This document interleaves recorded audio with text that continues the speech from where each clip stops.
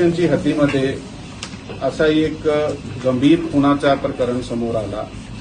या ठिकाणी धनंजय मारुती घेवडे 33 वर्षाचा इसम आहे, राक्षेवाडीचा राहणारा, त्याचा अनोळखी इसमाने खून केल्याचं प्रकरण समोर आला होता। यामध्ये तकनिकी आणि गोपनीय यंत्रणाचा वापर करून आमच्या टीमने सलग 10 दिवस तपास केला आणि शेवटला टीमला यश मिळाला।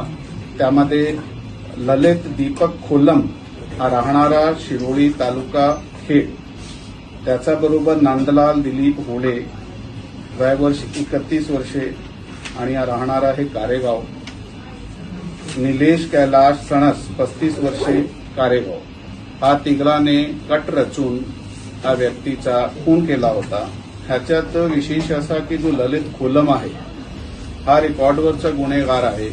त्याचे विरुद्ध अद्यापर्यंत सातारा, पिंपरी चिंचवड, पुणे शहर आणि पुणे ग्रामीण हा 4 घटकाचे मिळून एकूण 35 गुन्हे दाखल होते आणि हा फरार होता। तर त्यामध्ये ह्या जे पर्टिक्युलर गुन्हा मध्ये त्याला अटक केला आहे त्याचे बरोबर अजून 2 जे खूनचे गुन्हे आहेत त्याचे उघडकीस आणले आहेत आणि त्याचा आता तो सध्या कोठडीमध्ये आहे। पुढील तपास चालू आहे।